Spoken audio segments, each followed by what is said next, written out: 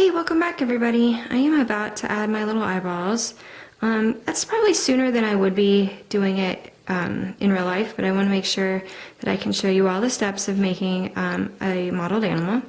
So to make my eyeballs, I need to poke holes in here. You don't want to just add balls on the outside because that's not how eyes are. So I personally like these types of tools because the end is round. But you can certainly, if you're at home and you don't have something like this, like a screw, you just poke a hole, okay? And then I'll show you how to round that out.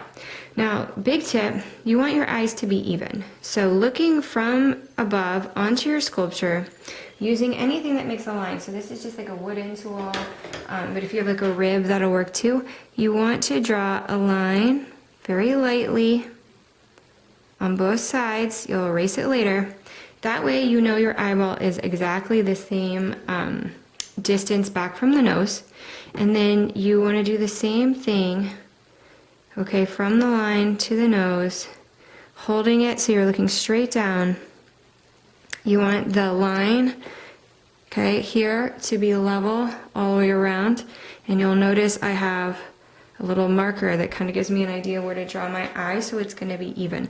Eyes in real life are not always even, but if yours are uneven, it will be very obvious and it will bother you. So the more even you can make them, the better it's going to be for you because it will stand out to you. Now I'm going to see, this is a squirrel. Okay, so squirrels, you can kind of see in this little figurine, squirrels have their eyes about there. Squirrels are not a predator. Predators have to be able to see in front of them as well as to the sides. Squirrels eat nuts and stuff like that, so they're not really a predator. And so their eyes are more on the side with a big nose. And so I'm going to put like the eye here, I think. Okay, so I put the tool in and I circled. Eyes are actually a lot bigger than they look, so you want your eye socket to be pretty big. And then we're going to put a big eye in there, and then we're going to cover up as much as we want.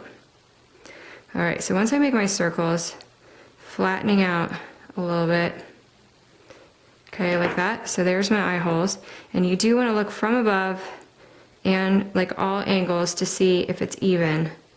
As I said, if it's not even, it'll bother you. So I don't know if you can see from above. Doesn't look too bad. Okay, doesn't look too bad, it looks pretty even from the front. Okay, top to bottom, looks pretty even. So your next step is you do want to scratch and slip this because your eye sockets will be at different moisture level. So I'm going to take my little scratchy tool, and if you don't have a little scratchy tool, some staples on an eraser work. I'm going to take a little slip, and I am going to scratch and slip the holes like that. And I'm going to let it sit. Meanwhile, I'm going to take my clay, and I have to get 2 eyeballs. So you kind of roll a ball, and you eyeball it. Ha, eyeball it. That's adorable. And you're going to see if it's going to fit. So that's still too big. I think that's still too big.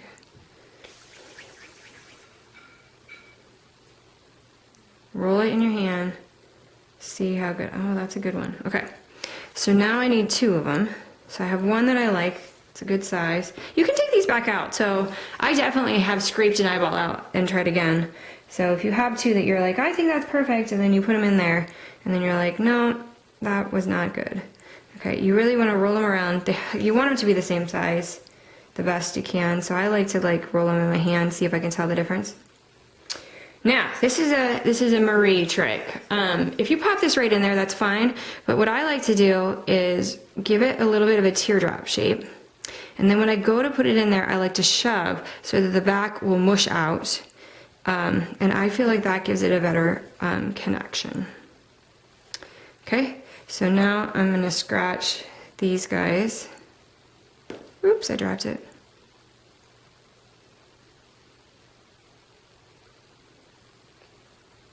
Okay, I'm going to do the other one.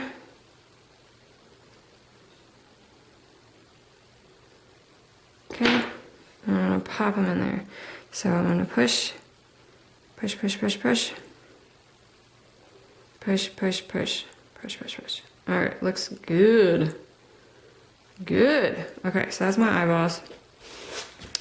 Now, you have some choices. I have a tool that looks like this, which I love. Looks kind of like, I don't know, ice cream scoop. And I like to press mine in. You certainly do not need to do that. But I like to. You can take pointy tool, and some animals have like this triangle opening. You can create that if you feel like it makes it look better. Cutie cutie. I like to use coils to build up my brow. Okay, so like if I roll a coil like this, okay, and I like to just do like this. I'll drip it in the water, okay, and then I build up a brow around the eye, and then I'll just pinch off like that, and I'll roll one for the other side.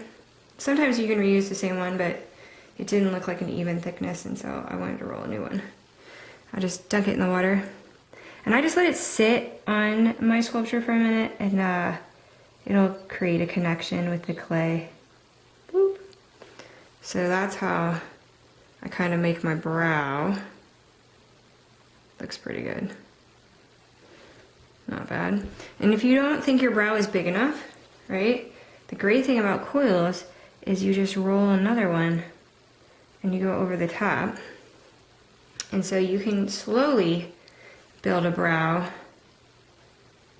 okay, until you get one that you think is large enough to cover the eye. For the bottom, you can do the same thing, or this is what I like to do, you can press up from below. Now, this is awfully wet to be doing this. Oftentimes I just wait a little while for the clay to harden around. But if you press up,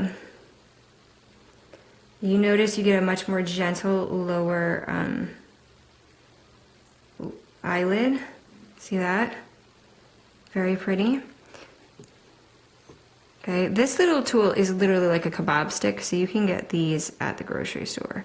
Just like a little kebab stick. I think this one is a proper, actually I bought it at a store tool, but it is basically a kebab stick. Okay, so then you can make it look pretty brow. And don't worry about it not being perfect, because I have definitely found eyeballs are way easier to clean up once they've dried to leather hard. So if you get the basics of your eye, then just don't over fuss it, just leave it alone until it dries out a bit, and then it'll be way easier to work with. Now for the upper brow, any tool you feel comfortable using, all you're doing is smoothing onto each other.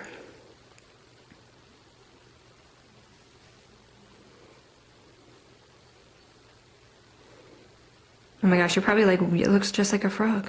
I agree, it's kind of looking frog-like. I think it's because I drew the line for the mouth and it doesn't have a nose yet. Here, I'll put a nose on it and it will look less frog-like. Here, hold on. Boop, boop, see? See what difference the nose makes? Now it doesn't look like a frog. Now it looks more like a squirrel. I know, it's all about the nose here. So that's how you add your eyeballs. So you guys go ahead and do your other one. And then I will show you how to add on ears. See you in a minute.